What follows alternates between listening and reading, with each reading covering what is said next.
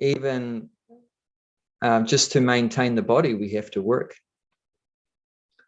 You can't really avoid it.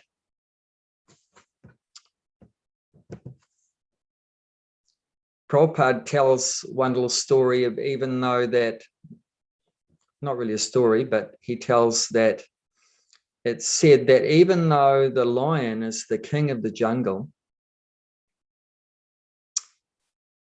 it can't think that, oh, I'm the king. I'll just sit back and open my mouth and the food will just fall inside. It's not that easy. You know, has anyone seen the lion do its work? It runs very fast, doesn't it? It's hard work. Have you seen how fast the lion runs? It's not like there's no energy involved. It requires all of its energy. It has to run very fast after its food. So even though it's the king of the jungle, it's like the supreme animal there, and every other animal respects the lion, but it has to expend a lot of energy working to get its food. So like that, you know, and humans are no different. That, you know, we may regard ourselves as being, you know, very exalted as a human being and more superior than the animals and plants and birds and so forth, but we still have to work very hard. And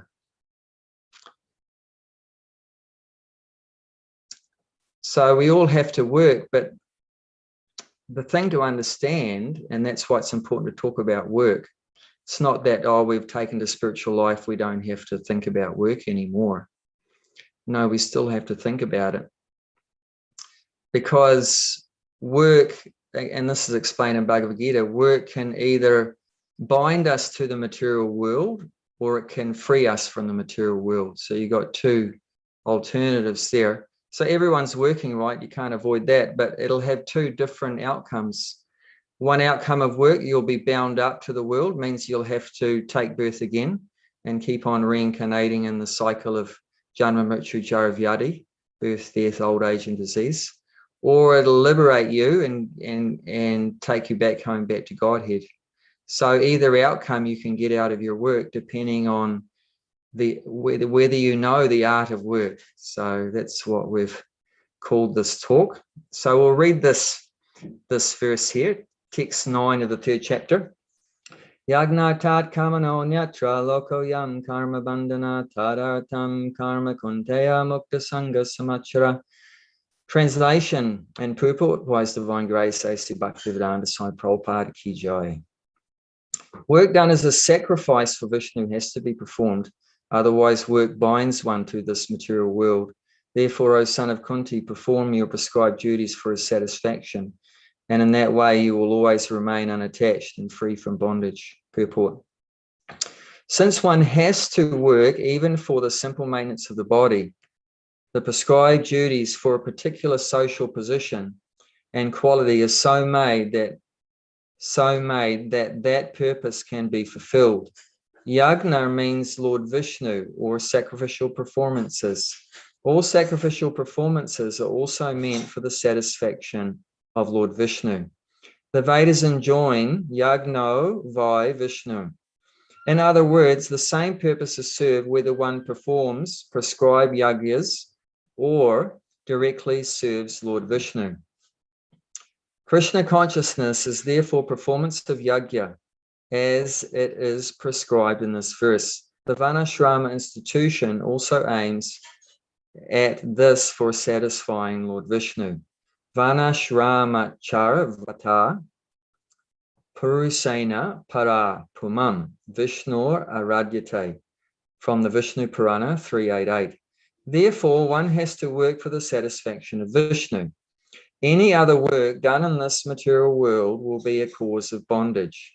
For both good and evil work have their reactions, and any reaction binds the performer. Therefore, one has to work in Krishna consciousness to satisfy Krishna or Vishnu. And while performing such activities, one is in a liberated stage. This is the great art of doing work. And in the beginning, this process requires very expert guidance. One should therefore act very diligently under the expert guidance of a devotee of Lord Krishna, or under the direct instruction of Lord Krishna himself, under whom Arjuna had the opportunity to work. Nothing should be performed for sense gratification, but everything should be done for the satisfaction of Krishna. This practice will not only save one from the action of work, but will also gradually elevate one to the transcendental loving service of the Lord, which alone can raise one to the kingdom of God. So then in this Bhagavad Gita, of course, Arjuna, he was also working as a Kshatriya, as a military man, a politician, you could say. And in the scenario of the Battle of Kurukshetra, he didn't really like his work anymore, which often happens, right? We may come to a point where we don't like doing the work that we are supposed to be doing. In this case, he could foresee a very bad reaction, in that he would have to kill some of his family members, that many of his family members would die. His guru was on the other side, his martial arts guru Dronacharya, his very respectable grandfather who'd brought him up as a child, in that Bhishma Dev, like that, so many respectable persons, senior persons that were older than him, very naturally, which is very respectable. Someone is older and also senior in their positions and so forth, and in some family relationships like that. So he could foresee that this work would produce a very bad result. So therefore, he wanted to give up his work. He wanted to renounce his work. And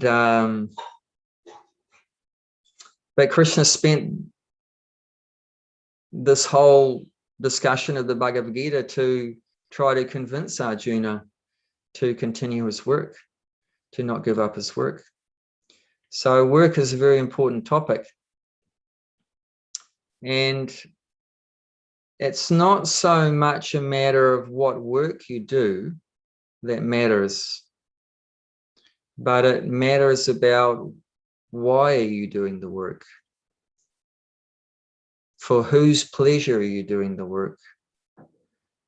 Are you doing it for your pleasure, or your family's pleasure, or your country's pleasure, or the demigod's pleasure, or the Supreme Personality of Godhead's pleasure?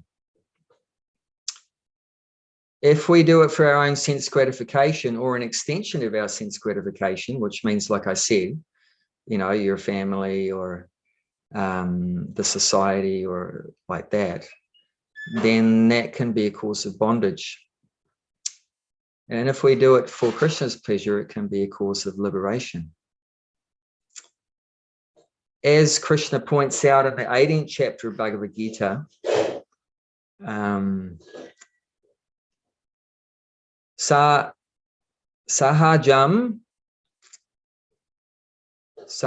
karma kuntaya sadosam apina chajet.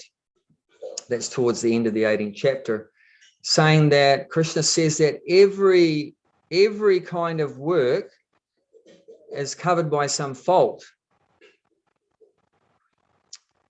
Every work has some fault. So it's not that one kind of work is necessarily better than another, because there's fault in every work.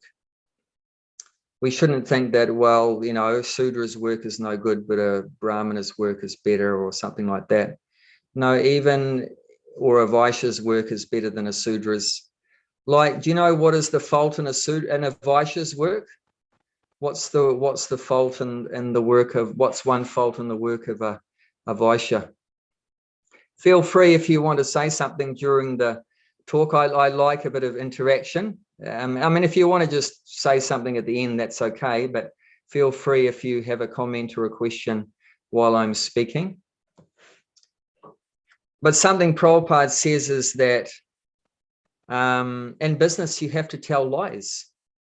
You have to tell lies sometimes.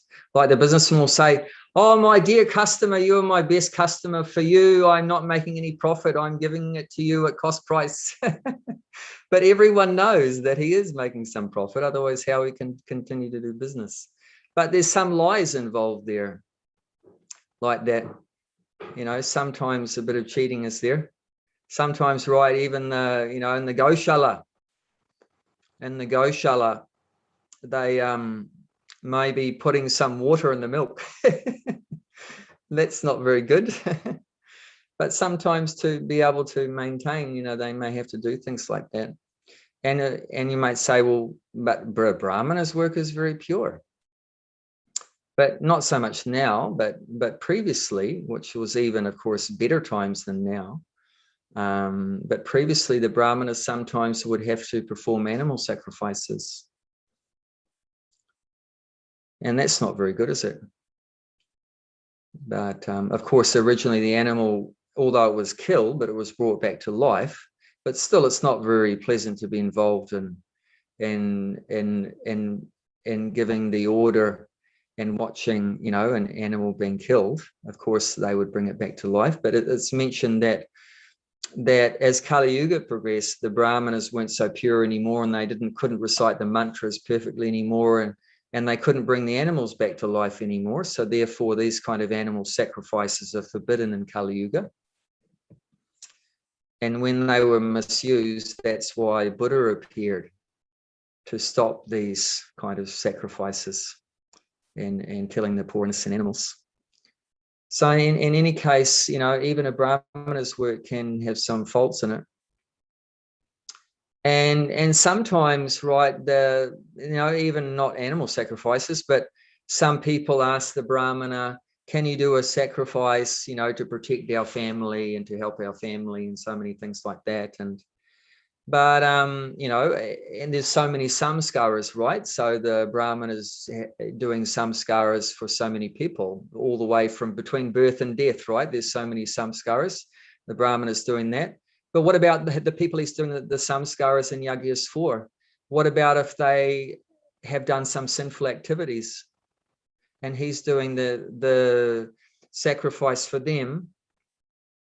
Then he may become implicated in some of that, isn't it?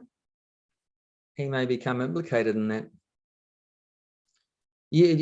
I know some of you may know from the Krishna book, there was one really evil king of Kashi, which is now known as Varanasi, which is also Benares, Varanasi, Kashi, has many names like that. So it used to be known as Kashi. So he was Kashi Raj, was his name. So he engaged some Brahmanas in doing a yagya to kill Krishna and the Yadu Vamsha. What a bad idea, you know. But the Brahmanas, they were obliged to do their work, because that's their work, right, to do the yagya. So for the king, so he wanted this big demoniac creature, you know, to something that could inflict pain and suffering on the Yadu Vamsha. So the Brahmanas did the yagya as they were ordered to do, and this horrible demoniac thing was produced, and it went to Dwarka, and it freaked everyone out in Dwarka. Krishna at the time, he was doing something very important. He was playing chess with a friend of his. He was enjoying, because that's Krishna, right? Krishna, he doesn't have to do any work. I should say, actually, Krishna's the only person that doesn't have to do any work. Everyone else has to do work, but he's off the hook. That's why Krishna, you always see him playing a flute, right? He's just playing. He doesn't have to do any job, any work. He has so many energies doing all the work. There's that verse, right, in one of the, I think it's the Upanishads. Parasha Shaktir Vividhaya Shruyate Swabhavaki Jnana Balakriya Cha. He has so many Shaktis that are carrying out everything for him. Balakriya so that have, with great power and Kriya, all his activities are carried out by his Shaktis. So therefore he doesn't have to do anything. So in this case, he was playing chess and the citizens come into the room. Oh, Krishna, save us. One demon is coming. He's like blazing all directions and everything like that. The whole place is going to be destroyed. Save us. So Krishna just summons Sudarshan. Sudarshan, come here. And like immediately Sudarshan, who's always waiting at his side to serve him, immediately he's there. Yes, master. Yes, sir. How can I serve you? So he said, go and deal. There's one problem outside. One demon is there. Go and deal with it. And he went back to playing chess like that. So, and then Sudarshan went after this demon, couldn't stand before Sudarshan. Is even unlimitedly more powerful than this, whatever demons are there. So it couldn't stand before Sudarshan. So it took off back to Kashi. See, now the nature of tantric, of these tantric sacrifices and everything, is that if the creature that is summoned by the tantric is cannot achieve its objective, then the way it works is it goes back to where it came from and it takes them out. So watch out. I don't recommend doing any tantric stuff because it can backfire on you. So that's Krishna consciousness is a lot safer. If you chant Hare Krishna, it's not going to come back and bite you. And it's a very safe yajna. Some other yajnas are not so safe. So it went back to Kashi and it killed the king. Killed the king. And it killed all the brahmanas. Killed all the brahmanas. So you can see even brahmanas can get contaminated in doing their work. And that wasn't the end of the story. And this is giving another illustration of the contamination of associating with asat sangha. And that's why Chaitanya Mahaprabhu says asat sangha chag a Vaishnava char, that the behavior of a devotee is known by giving up the association of non-devotees. So because of this one non-devotee, really evil guy, Kashiraj, then what happened was Sudarshan came in to Kashi and he was very angry that that from the city, this demon was giving so much trouble to the devotees of Krishna. So he burnt the whole city to the ground. Sudarshan Chakra burnt Kashi to the ground, So it's very, there's always contamination. That's the nature of the material world. So that's just the way it is. But Krishna says there that although every kind of work is covered by some fault, but one should not give up one's work. And it says in the verse previous to that, Shreya Swadama Viguna Paradamat Sunastatat Swabhavani Atam Karma Kurvan Napnoti Kilbasam, that it's better to do one's own occupation, even imperfectly, than to do another person's occupation perfectly. For by working according to one's own nature, which is called swabhava niyatam karma, by working karma according to one's swabhava, one's own nature. Own nature is what? It means your psychophysical nature, means according to the body and mind that you have. You'll either be, have the nature and the mode of goodness, therefore your nature would be to work as a brahmana. You'll be in the nature of the mode of passion, therefore your occupation would fit more as a kshatriya. Your nature is more mixture of passion and ignorance, therefore your work would be as a vaishya, or your nature is in ignorance, tamagun, therefore you should do the work as a sudra, like that. So there'll be different kinds of occupation according to the nature you have, the swabhava. And Krishna says if you do that, your own work even if you don't do it perfectly, but it's your own work, what's prescribed to you, then Kurvan Napnaldi Kilbasam. Now that's very significant, because that's saying, Krishna's saying there, you won't be affected by sinful reactions. If you do your own prescribed duty, you won't be affected by sinful reactions. And so we should work according to our nature. That's one point. And another point is that, like we've been reading from this text 9 in the 3rd chapter, we should do your own work for the sake of Vishnu, for the pleasure of Vishnu. And that's what frees us from sinful reactions. That's what frees us from the sinful reactions. Like Prabhupada gives a beautiful example. The military soldier in the wartime is killing, many, many people. What is the result of that? Kills many people in the wartime, under the direction of the generals and so forth. He goes out and he kills many people. And what's the result of that? And the same person, the same soldier in peacetime, not on the battlefield, in peacetime, he goes out on the street with his AK-47 and shoots one person. What's the result of that?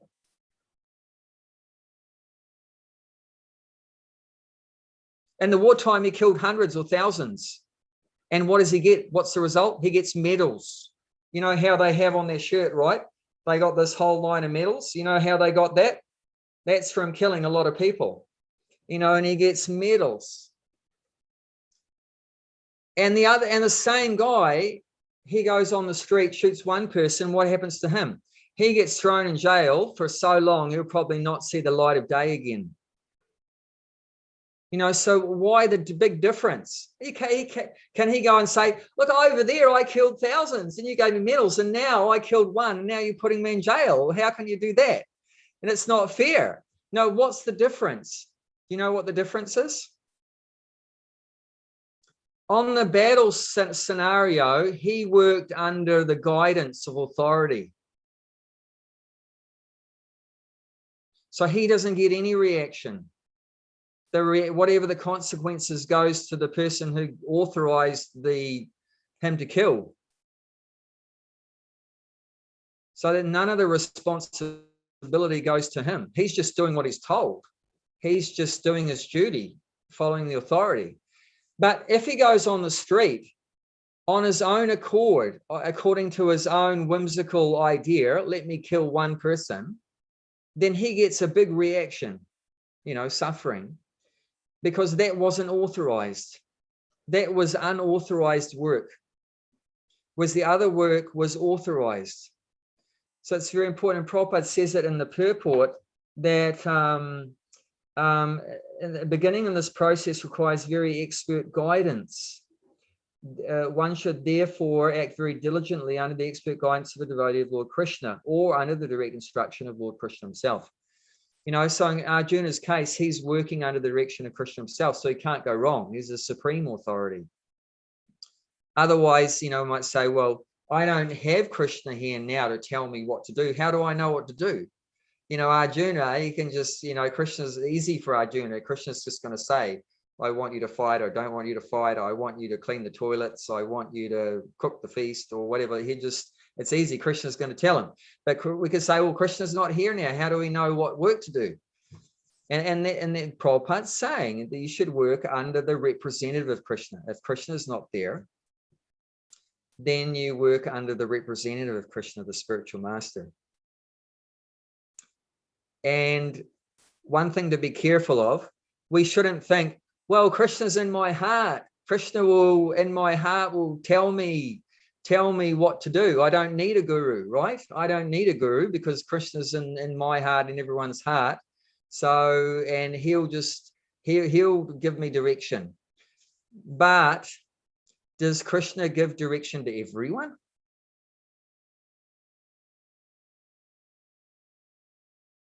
Of course, he would like to, but most people are not eligible to receive Krishna's direction. And that's mainly because in the material world, everyone's turned away from Krishna. What is that verse?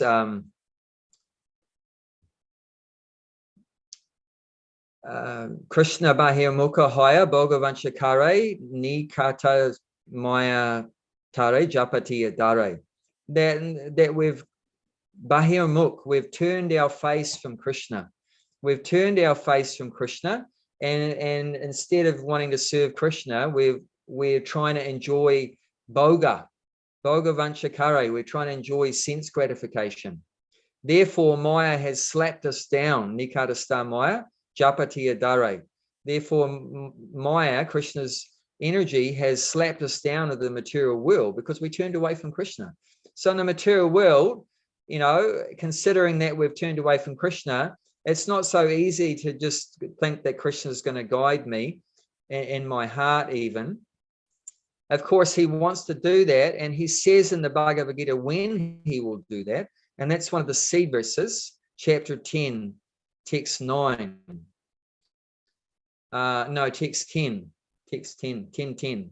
So, te sam sadata yuktanam bhajatam preti purvagam dadami buddhiyogam tam yainamam upiyantate. To those that dedicate their lives to serving me with love, I give them the understanding by which they can come to me. So the Buddha yoga, the intelligence, Krishna gives the intelligence to the devotee when he's satata yuktanam, and means always engaged. So if we're not always engaged in serving him, then according to that verse, he may not be giving the buddhi. If you're not always engaged in serving him, and definitely not if it was, if you were serving him once a week for 2 hours, like that on a Sunday or whatever is not enough, but it has to be always engaged in serving him. It means like every day, even if not 24 hours, and we can't expect 24 hours in the beginning at least, but at least every day, like that's the prescription in Bhagavatam, right? Nityam Bhagavata Sevaya. That nasta praiso badresu nityam bhagavata sevaya bhagavata tumasloke bhaktir bhavati nostaki. That by every day, nityam, every day, bhagavata sevaya, by serving the Bhagavat, the book Bhagavat and the person Bhagavat, by hearing Bhagavatam every day and serving the devotees every day, then all the inauspicious things in the heart, nasta praiso badresu, all the abhadra, all the inauspicious things are destroyed almost to nil by the Lord himself. But we have to be doing that nityam, or as this verse is saying, sadata. And the other thing is, apart from that constant service, that it should be preti purvikam, with some love. If there's no love there, then the Lord's not so attracted. As we know, he's attracted by love. So if there's not much love there, then how he's going to come and give us that guidance. So at least in the beginning, when we're not so regulated and doing service all the time without any maya in our routine, because that's talking about there's no maya in your daily schedule. It's all Krishna consciousness in your daily schedule. But in the beginning, there won't be there, and there won't be much love in the beginning either. There'll be just duty, right? Oh, my guru is telling me I have to chant 16 rounds, and my guru is telling me I have to get up early in the morning for Mangalarti. So, in the beginning, you're just doing it as a matter of duty, not spontaneously like the gopis, right? I bet you the gopis don't need an alarm clock to go to Mangalarti. They're just automatically drawn to Krishna, right? When he plays his flute, they come running and nothing can stop them. So that's another level. That's called Raganuga Bhakti, or Bhava Bhakti, Prema Bhakti, so many levels of Bhakti.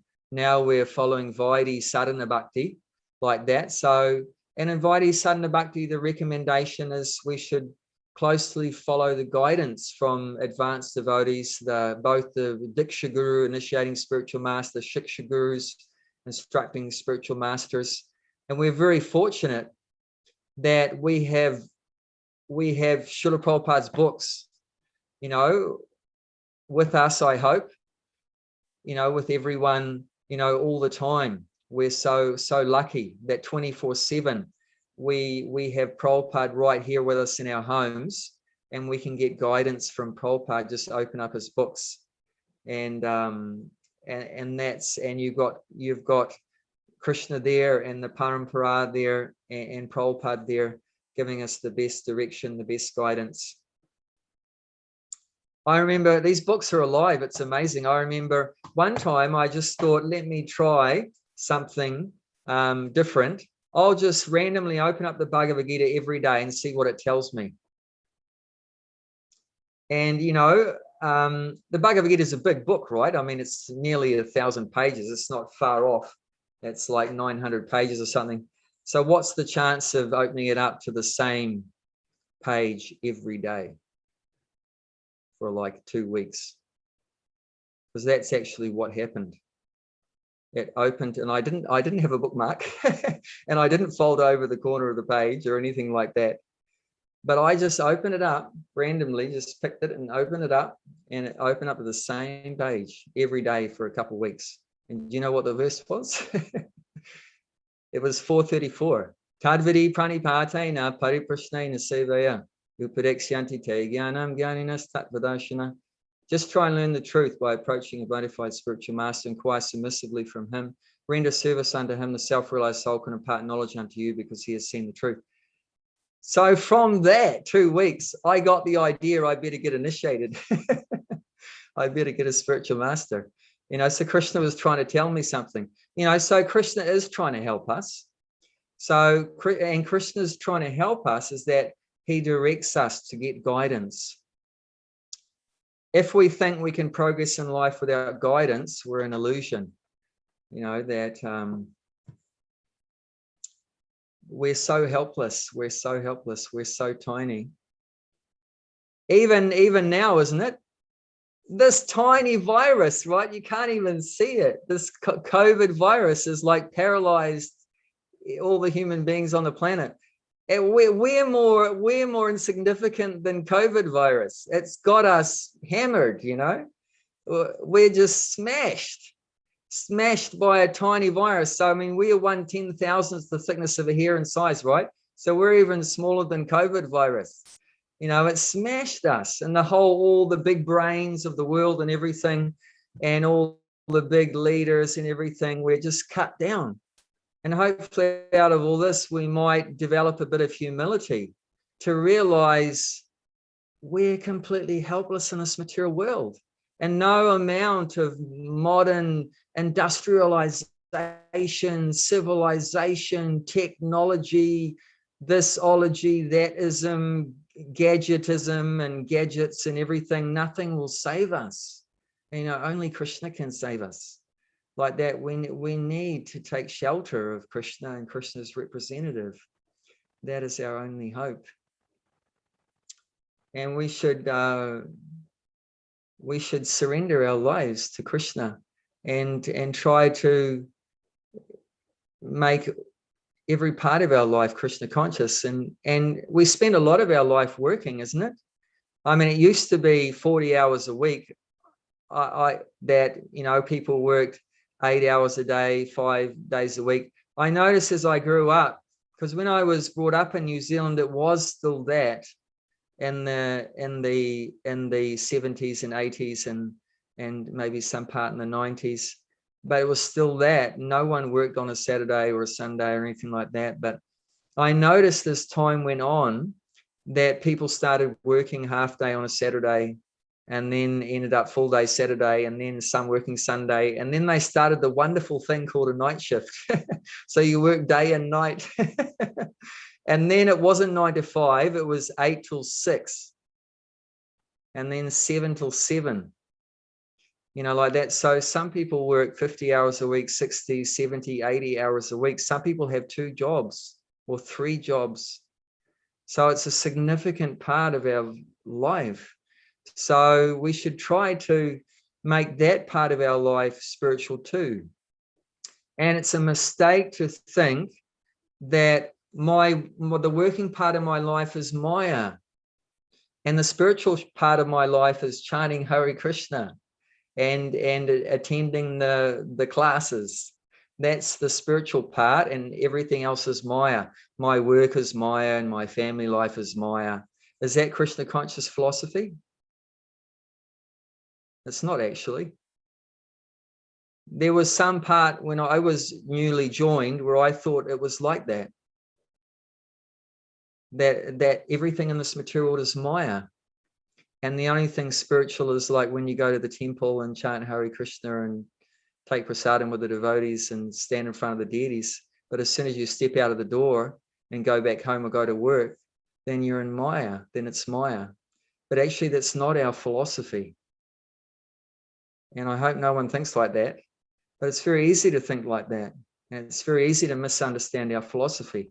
And that's why even you're a Hare Krishna and you got the Hare Krishna philosophy, but you still need guidance, because even with this wonderful philosophy, it's very easy to misunderstand the philosophy and think that my family life is Maya and work is Maya and everything like that. But no, that's not what it's supposed to be. Actually, we're supposed to make our whole life Krishna conscious. Every part of it, from when we get up to when we go to bed, is supposed to be remembering Krishna, you know. That said, the essence of all the Vedas is one verse which says, what is it? Smartavya satatam vishnur vismartavyo najata chit savavidina sadasyo etiyor eva kinkara. That one should always remember Vishnu or Krishna and never forget Vishnu or Krishna. In this case, that Vishnu is an expansion of Krishna, so it means Krishna also. And all the rules and regulations, Sarvavidi, all the rules of the Vedas are servants, Kinkara, of these two principles, of these two rules. So all the other rules of all the scriptures means what? The Sama Yajur Rig, Atharva Veda, all 108 Upanishads, 18 Puranas, the Mahabharata, all the Itihasas and Samhitas and everything else are servants. All the do's and don'ts mentioned in all those scriptures are servants of these two principles, these two rules. To always remember Krishna, never forget Krishna. There was a T-shirt made of that. Sometimes you might see it. It says like that. Always remember Krishna, never forget Krishna, like that. So we should be. It should be even while we're working. And there's a verse where in the 18th chapter where Prabhupada says it's the which one is it? It's text number 9 in the 18th chapter. In the purport, Prabhupada says,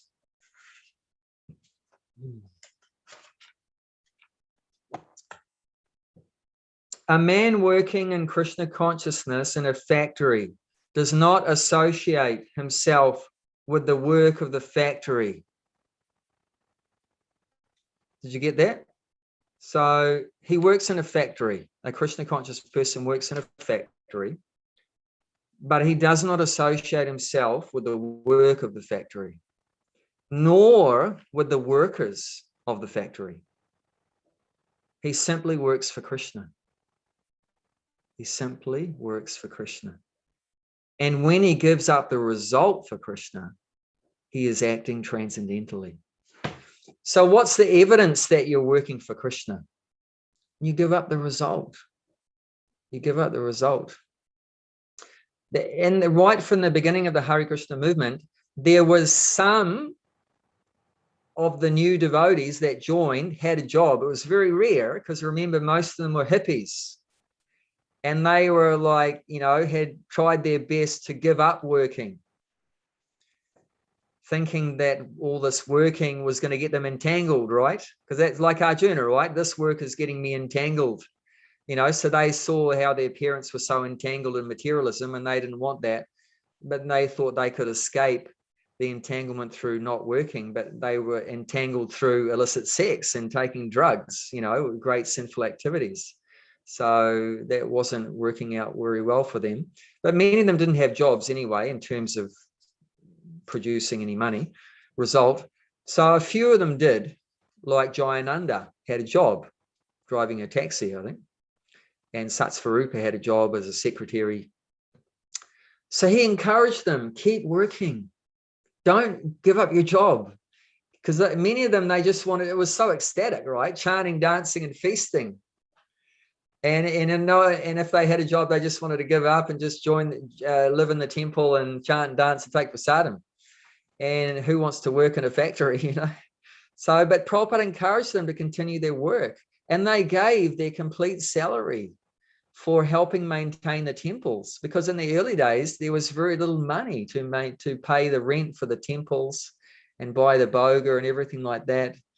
So that was a very wonderful service, and that's definitely pleasing to Krishna, to support the Krishna conscious movement, to support the temple, to support the spiritual master. That's a great service, very great service. And that's the perfection of life, to please Krishna.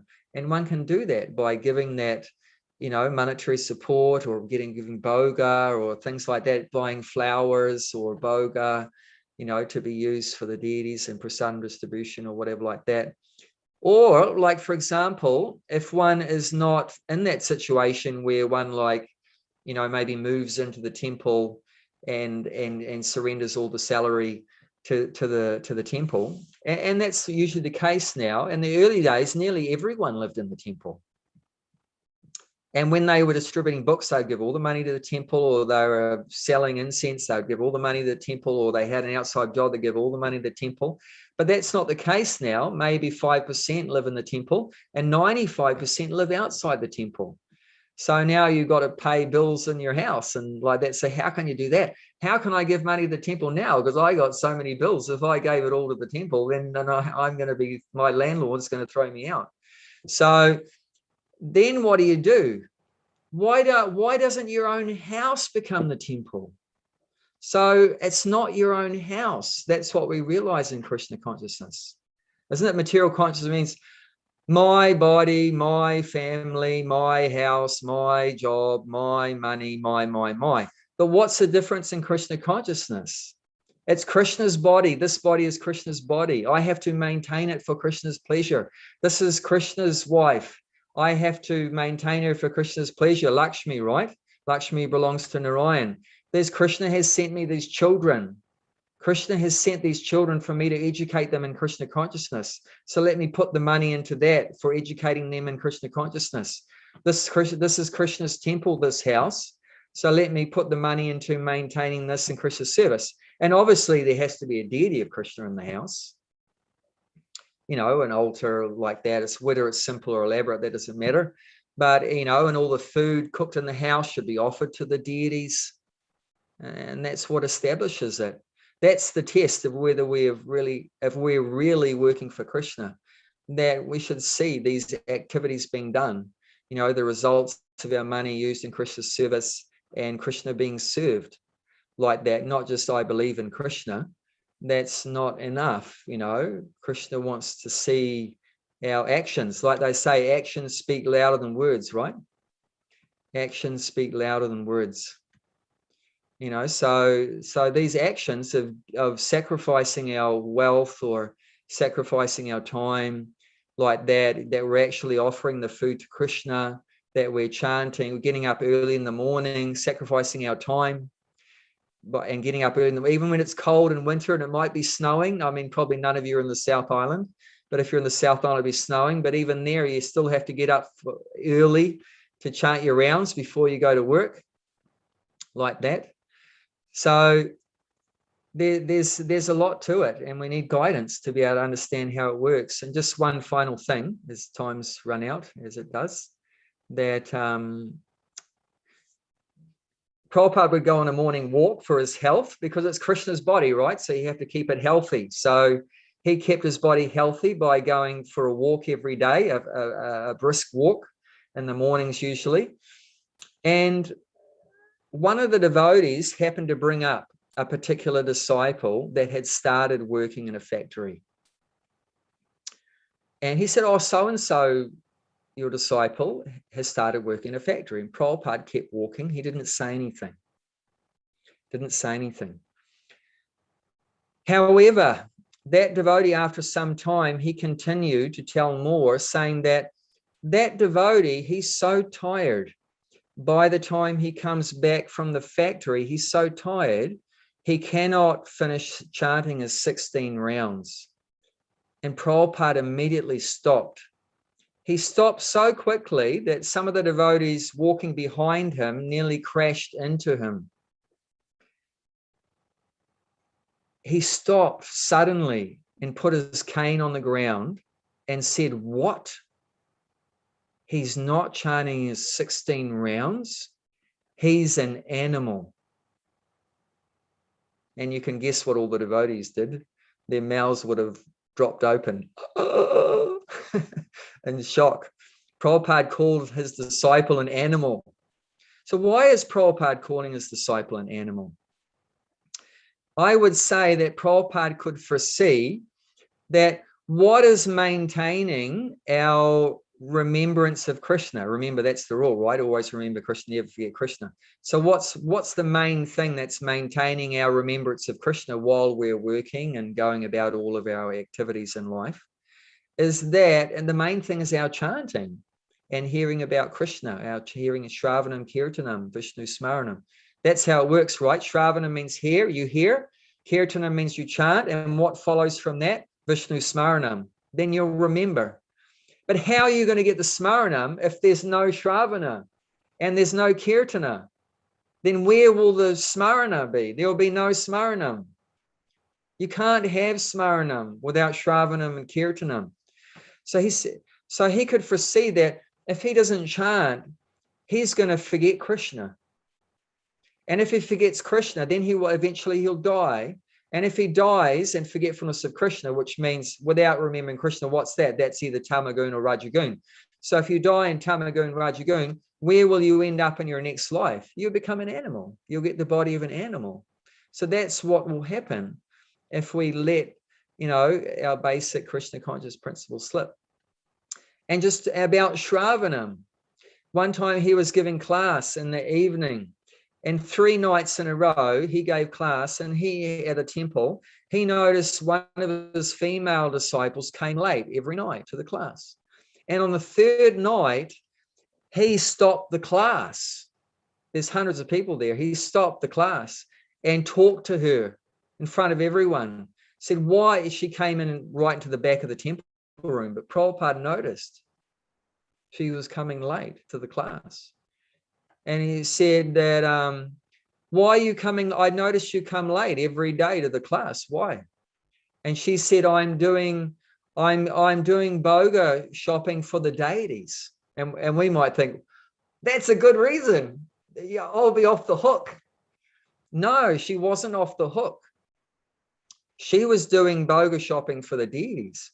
But then Prabhupada asked the question, what makes your shopping different than the karmi shopping? Because everyone's in the shop, right? The devotees in the shop buying stuff and the karmis in the shop buying stuff. So what's the difference?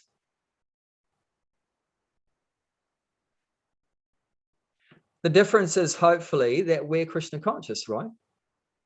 But Prabhupada's point is, how are you going to remember that I'm shopping for Krishna? This is Krishna's boga, not for my enjoyment. This is for Krishna's enjoyment. How are you going to remember all that stuff? That's from hearing from the Shiksha Gurus and Diksha Gurus, from the devotees. That's what enables us to remember while we're out in the world doing our work. So side by side, these things have to be there. You do your worldly activities and you offer the results of that to Krishna. And at the same time, we have our spiritual work, our spiritual duties. You have your material duties and your spiritual duties, and that's hearing and chanting mainly. And they go side by side. And that's the recommendation. I'd like to say a lot more. It's a big topic, but we won't because time's up. So at this point, we'd like to open it up to see if anyone has any comments or questions. Hare Krishna, Abhay, Charan Prabhu. Thank you very much for a nice class. Very realization. Very different, very nice realizations. Thank you. And this is what I personally want, and we all want. The different devotees come, give the different realizations, help us, help newer devotees, help our preaching. Wonderful. So please, anyone has any questions, don't worry about the time. We may go about the time, but that's all right. Please feel free to raise your questions, Hare Krishna, or your realizations.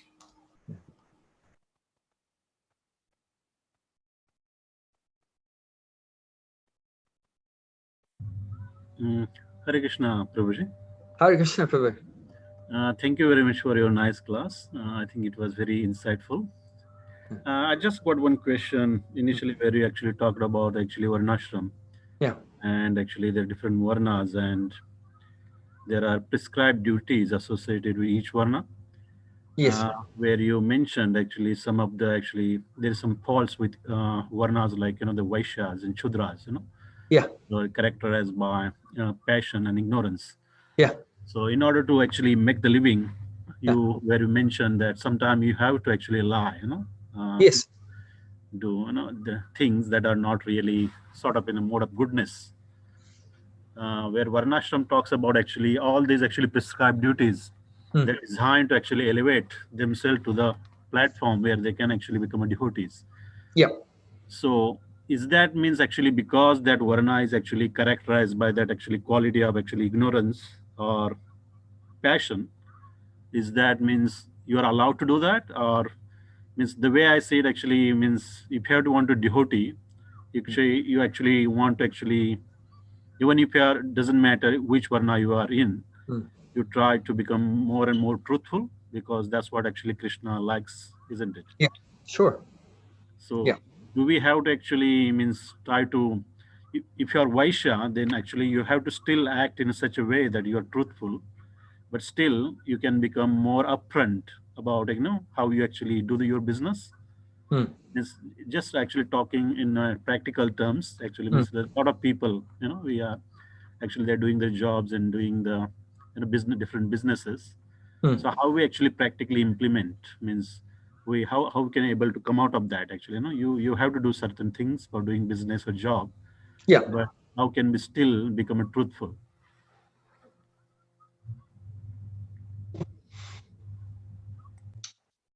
Yeah, but like I said, that's part of a Vaishya's occupation. Like to a customer, he'll say, you're a great customer. I'm giving to you a cost price or whatever like that. So it is a bit of a lie, but it's not like an impediment for your devotional service. It's just part of the occupation. It's like for me, like gardening. Now I'm gardening, right? I'm acting as a Vaishya, producing food. But every day I'm killing so many things every day. Every time I dig the soil, how I see all the worms, I'm cutting all the worms and all the bugs. Every time I walk down somewhere, I'm standing on the grass, I'm, standing on the ants, like that. And there's so much killing there. There's so much killing. I mean, if I didn't want to do that killing, I basically have to stop growing food. And I have to pull out the weeds and everything like that. I have to kill those plants.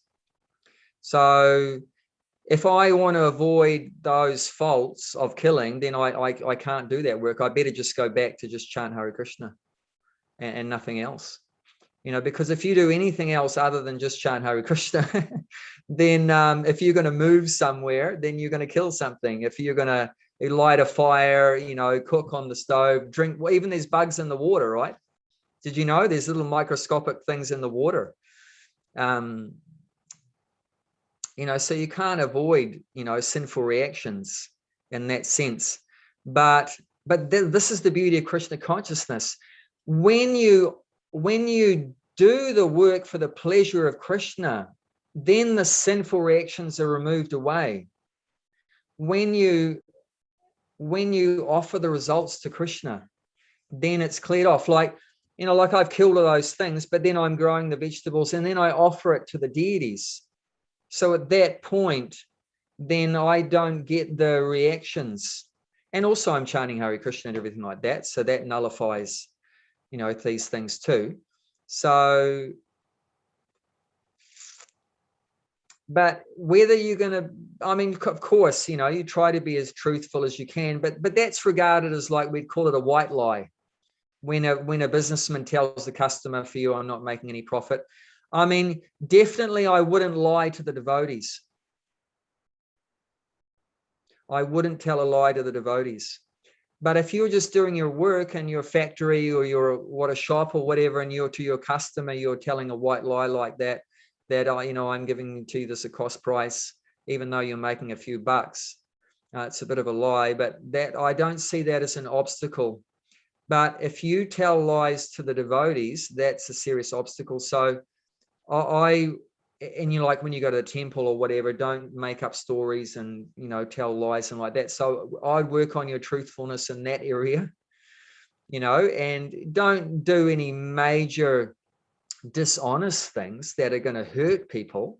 But that's not hurting. You're not hurting the customer by making an extra few bucks. And every customer knows that you have to make a few bucks. Otherwise, how are you going to maintain your family? So, but don't like I'll tell you the difference. See, I mean, you can tell like what I said, for you, I'm making no profit. But I wanted to buy a torch online. So they sent me a different torch than the one that was advertised. And it was far inferior. It wasn't as powerful. It was a different torch. It wasn't what I wanted. So they sent me the wrong product. And then neither would they allow me to send them those torches back and get the right torch, and neither would they give me the money back. So they're real, crooks. And that kind of behavior, a devotee should not do that. That's just cheating. But to tell a little white lie, like what I said and what Prabhupada said, that's part of business. So there is a line you draw. And like I said, don't tell lies to the devotees, and don't like cheat people to the point where you're hurting people or creating things like that. But to tell little white lies, no problem. So do you see? Does that make sense? Yes, Prabhuji. I think, still, it is a difficult actually path to walk. But you can't live a life with zero violence.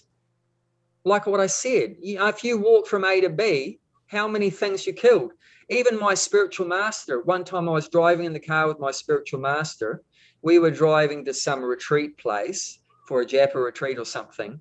There was some squirrel or some big thing, like a possum or squirrel ran across the road, and we hit it with the car, and it died. So that's violence. I mean, we didn't do it on purpose, but it's still violence. So, I mean, what can you do? I mean, we have to understand, like Krishna's saying, that dosam, there's a fault in everything in the material world. It's just everywhere. You can't escape it. But the thing is that if you surrender to Krishna, then you get freed from the reactions. And that's what he said. Sava kilbasam, you don't get any reactions. Arjuna, I mean, no one killed more people than Arjuna. But how many reactions did he get? Nothing. Why? Because he did it under Krishna's orders, under Krishna's direction. So, the Krishna consciousness movement, requires so much money and resources and everything like that. And you are helping to do that, provide that stuff. And then you're working under guidance from the spiritual master and so forth. Then, you're not getting sinful reactions. Yes, I think you're right. Actually, means we do need a guidance, spiritual master, because to get clarification on some of these points. Otherwise, you rightly said that it's very easy to misunderstand some of the concepts. Yeah. So you need a spiritual master. Another point which is mentioned, that you're doing it just as a duty, not for enjoyment. That's very important. It's not for your sense gratification. You're not telling a lie because you enjoy telling lies. You don't like telling lies, but you're doing it because it's part of your work, that you have to, like me with killing the bugs, killing the worms and the bugs. I can't, in the weeds. It's part of the duty. It's part of the work. I can't avoid it. So I don't like it. Some parts of my work that I do, like today I was cutting weeds and stuff with a big machine, and it was all noisy and smoke going everywhere and everything. But it's part of the work. You know, you don't like Arjuna didn't like killing people. I mean, if you like killing people, that's where to ask serious questions, you know, or you like killing the bugs, or you like telling lies. But if you're just doing it as a matter of duty, not for your sense gratification, but just as a matter of duty, and the result has to be offered to Krishna. If the results of the work don't go to Krishna, then you may get some of those reactions for those, you know, like in my case, killing the bugs, in your case, telling some lies like that. But that's how it's purified, and that's why that verse, Yagna Tat Kamanyanatra, you have to do your work as yagya. You have to sacrifice the results of the work. Otherwise, it will cause bondage. Yeah. But you can't remove those faults from your occupation. You can't. It's just the nature of the material world. Even you think, oh, I'll become a sannyasi, but then even the sannyasi is standing on bugs. You know, he has to eat something. It means some plants have died. What happened to the souls? The souls in your lettuce, you know, that you ate, the sannyasi ate. No, but the food's offered in sacrifice, so it's purified. So what purifies it is, it should be as a sacrifice, all the work. Yeah. Thank you very much, Prabhuji, for actually, you know, nicely explaining that. That's all right. Yeah. So we can take one more question. Very well, Abhay Charan Prabhu, thank you very much for your very nice class. You're welcome. I remember, I recall that in your class that you mentioned a reference of chapter 18, verse 9 in the Bhagavad Gita. Yes. And I found it a very interesting verse. I just have a question relating it to the overall points of your lecture. Yeah. So in the purport, it's mentioned, as you said, that, you know, a man who works in the factory does not associate with the work of the factory or with the colleagues. Yeah. So I just have a sort of practical sort of question that to what extent, or if there is, if you want to progress in your career, let's say in a corporate career or any line of work that you're in, if you want to progress, if you want to get promoted, does that become an impediment in your Krishna consciousness? And if it, and how can you use like career progression in a way to advance, or perhaps even relate it to Krishna consciousness? So yeah, that was my question. Thank you. That's a good question. Well, the first question to ask is, why do you want to advance in your career? You know, that has to be seriously looked at. If it's to elevate your own ego and prestige and fame and glory and adoration and recognition, distinction, all these things, Pratishtha, right? It said this is for a Vaishnava, Pratishtha is like pig stool or dog stool. It's so contaminating, you know, so contaminating. So if you want to get a bigger position in your company or whatever, to get more recognition and adoration or whatever, that is a serious obstacle for Krishna consciousness.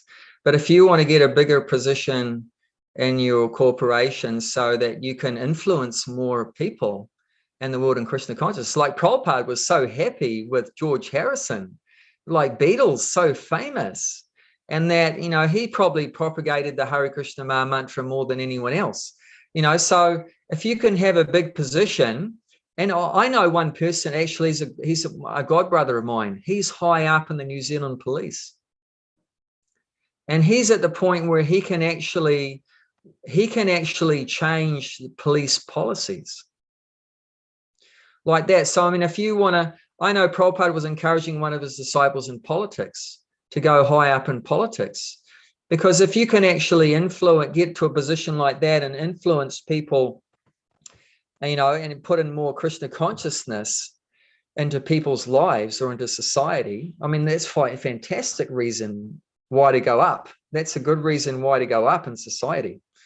So, but if you just want to have more money in your bank account and to become, you know, and everyone's going to recognize you as famous or like that, then I'd say that's a disaster. It's a recipe for disaster, you know. So, I mean, because the general prescription, and Bhagavatam says that, and that's, it looks at like first canto, chapter 2, text number 8 and 9 and 10. And it talks about kamasha nendriya pritiya labo jivadiya vataji vasyatat vajishna sor nato yaschai kama be. That life's desire should never be directed towards sense gratification. However, one should live a simple life just for keeping the body and soul together. Nothing else should be the goal of one's works. So, and that's where Prabhupada's motto of simple living, high thinking comes into it. You want to try to live as simply as possible. Why? Why do we want to live simply just to be like animals? No, we want to live simply so we've got more time for our Krishna consciousness. The problem is you don't want to get, like I said, you work 50 hours a week, then the position, get a bigger position, then you work 60 hours a week, then you get a bigger position, then 80 hours a week. And then, like Prabhupada said, oh, he doesn't have time to chant 16 rounds, he's an animal. But basically, if you've got time to chant 16 rounds and to hear Bhagavatam, you work whatever you want, you know, do as much work as you want. But there'll be a certain point where now I don't have time to chant anymore. And then alarm bell should go off. That enough's enough, no more higher. Because that's often what happens, you know. More position means more responsibility, more time, everything like that, more anxiety, or whatever. And if there is anxiety, we don't mind. But Krishna, what's the benefit for Krishna? You know, if you go up and up and up, but then the question is, but what does Krishna get out of it? If you go higher up the ladder, but what's in it for Krishna? You got to think like that. What is it? Just what's in it for me? But what's in it for Krishna? What does Krishna get out of it if I become the CEO? If there's nothing, well, if it's just for me, but if Krishna does get some benefit, then it's worth taking the risk. But then if the risk gets to the point where now I can't chant anymore, and now I'm associating with so many materialistic people and I'm losing my faith in Krishna. And, you know, like Prabhupada points out that often modern education is a slaughterhouse because you go into the educational system theistic, believing in God, and you come out the other end with your PhD and you're an atheist. So then you've lost everything, you know, then it's completely wasted. So this is where your parameters are. You got to work within those parameters. You know, am I keeping my remembrance of Krishna? Do I have time for hearing and chanting like that? What's my motivation? Are the results of these higher positions going to be used in Krishna's service? Or is it just for my own, you know, my own ego advancement like that? Because I tell you, one of the greatest obstacles in spiritual life is pride, right? You know, and that's a great risk, you know, even within the movement, you become a temple president, you become GBC, you become a sannyasi, you become a leader, then you may become puffed up. And, you know, what does Krishna think about a devotee being proud? Does he like it? How did Krishna deal with Indra when he became proud? How did Krishna deal with Brahma when he became proud? You know, like that. How did Krishna deal with the gopis when they become proud? They were thinking and dancing with Krishna. I am the most fortunate woman in the universe. What did Krishna do? He left. Do you want Krishna to leave you? You know, so, but if you can maintain a humble position as you know, Dasa Anudas, as the CEO of the, you know, whatever pharmaceutical company or IT organization or whatever, and you remain humble as a Trinadapi Sanashana, then no worries. But if you start going off track, no time to chant, you become puffed up, you become, you know, you want recognition, then like that. So, and that's why you're working under guidance. I know one time a senior devotee in the movement started to get into a business position, and Prabhupada could see him getting off track, and Prabhupada told him, pull out. He said, don't do it, come back to the temple. So in that case, you know, because Prabhupada was watching over him and the devotee accepted his guidance, therefore he was saved. But otherwise, if you don't have the guidance, or if you have it but you don't follow it, then you might get lost. So, there's a lot of factors, and that's why we need guidance. And there's one of my favorite verses, 18th chapter, text 58, that says, Machata Savadurgani Maprasat Tarishasi. And then it says, being conscious of me, you'll overcome all the obstacles of conditional life by my grace. However, if by your false ego you forget me, you'll be lost. So it's a razor's edge. Human life's a razor's edge. If you remember Krishna, you'll get through all the obstacles. If you forget Krishna, why do we forget Krishna? Because our humongous false ego, then we're lost. Then you fall down. You fall down. So human life's a great responsibility, and that's because we have a good brain. So we have to use it. We have to, because Krishna's giving us the free choice. Like the animals in it, they have no choice, right? They have to work in a particular way. But you can work whatever way you like. And that's where, that's the heavy burden of responsibility. You have to think very carefully 10 times, 100 times before you do anything. Before you do any work, you have to think, why am I doing this work? Am I going to give the results to Krishna? Am I doing it for his pleasure? Like that. Am I going to be able to maintain my hearing and chanting? Like that. You have to think so many things very carefully. And if something goes wrong, you have to be prepared to make a change, make some adjustment to, like Jesus says in the Bible, right? What profiteth a man who gaineth the whole world, but he lose his eternal soul? You know what I'm saying? If you gain everything in the world, like Hiranyakashipu, but you lost your soul, you lost your Krishna consciousness, then what's the point? You've lost everything. Bhagavatam says, the occupational duties a man performs are only so much useless labor if it doesn't awaken an attraction for hearing the messages of Vishvaksena. It says, Shrama eva hi kevalam. That's first canto, second chapter, text number 8, I think it is. That Shrama eva hi kevalam. If the work you're doing doesn't awaken your attraction for hearing about Krishna, it's Shrama eva kevalam. It's just a waste of time. Just a waste of time. But if you're developing more attraction, more faith in Krishna, then that's a good sign. Then keep doing your work. It must be good work.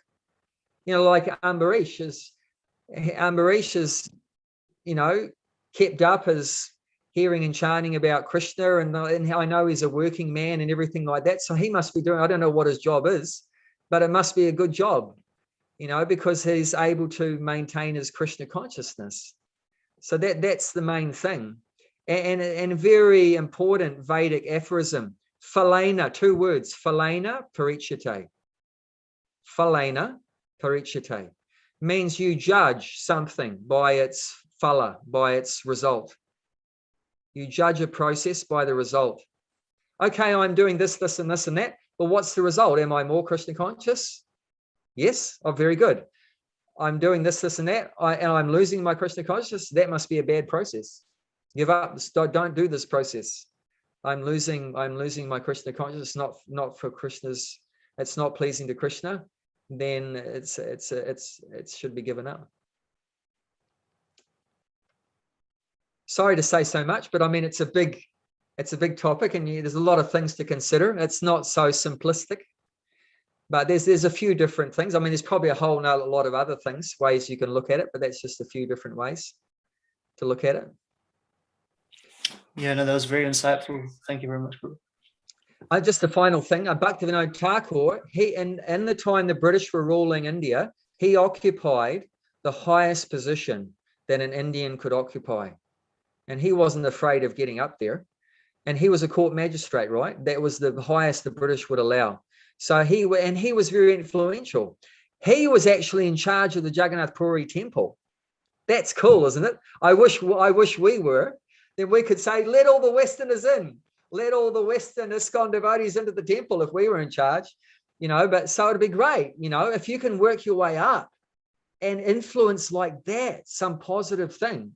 We're going to make it a law now in New Zealand that everyone has to chant at least one round of Hare Krishna a day. Imagine if you could have that kind of job, that you could have that power. That it's a law that you're not allowed to kill cows in New Zealand. Actually, Prabhupada came to New Zealand. He said New Zealand is a very good place, except for one thing. There was one fault, talking about faults. There was one big fault in New Zealand Prabhupada pointed out. Do you know what that was? He said in New Zealand, you killed too many cows.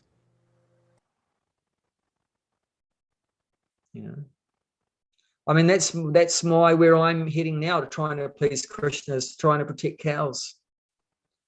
That was the one instruction for New Zealand. Prabhupada said, this is bad about New Zealand, you kill cows.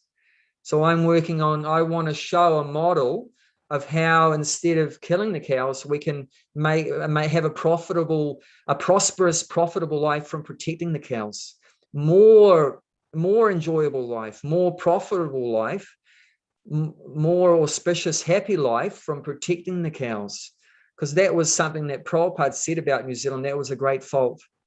It's such a lovely place, New Zealand, but that's a great fault here, that we kill so many cows. So yeah, we have to think how to please Krishna. And that's the work we want to do. We want to work in that way, that, by doing this work, that Krishna will be pleased, my spiritual master will be pleased. And that's success of human life. That's the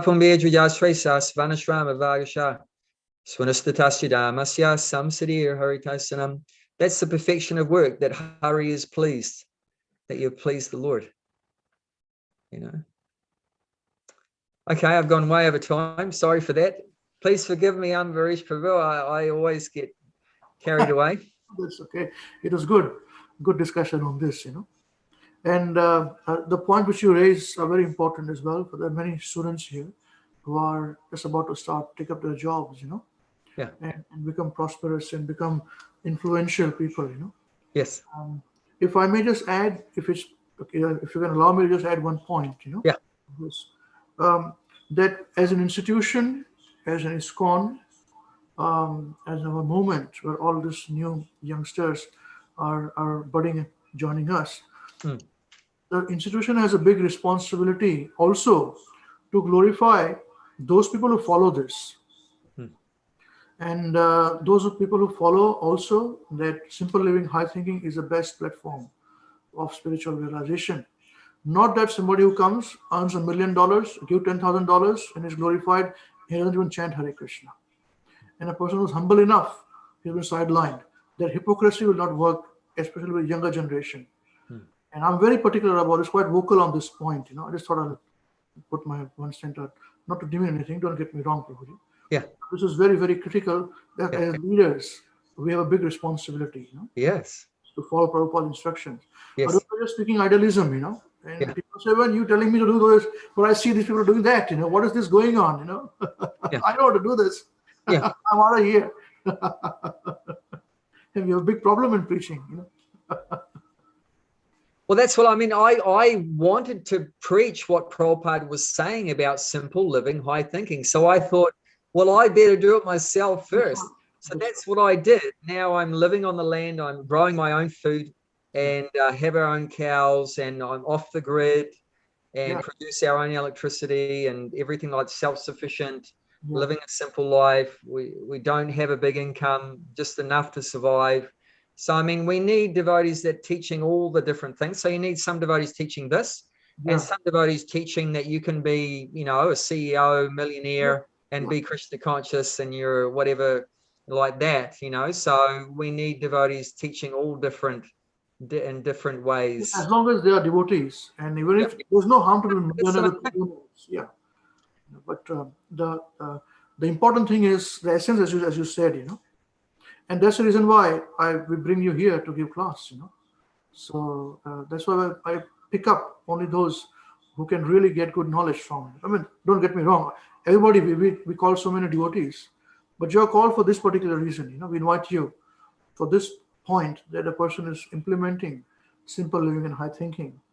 That's what I always see about you, Prabhu. And Thank you very much. Very encouraging. thank you. Wonderful. And wish you all the success for the cow protection program. Thank We're you. working very closely. And Yes. let's see how we can work together, if we can somehow. Sounds good. Sounds good. Thank you, Prabhuji, once again from all of us. Hare Krishna. Hare Krishna. Okay, so for all the devotees who are with us on our YouTube channel, we'll do a quick disconnection now, and we will start with our second program, the beginner's program. This is on the concepts of Krishna consciousness, and we'll continue with our last discussion. Thank you. Hare Krishna. Hare Krishna. Can you sing Jai Radha Madhava? Thank you, Prabhuji. Hari Bol. You can wait if you want to.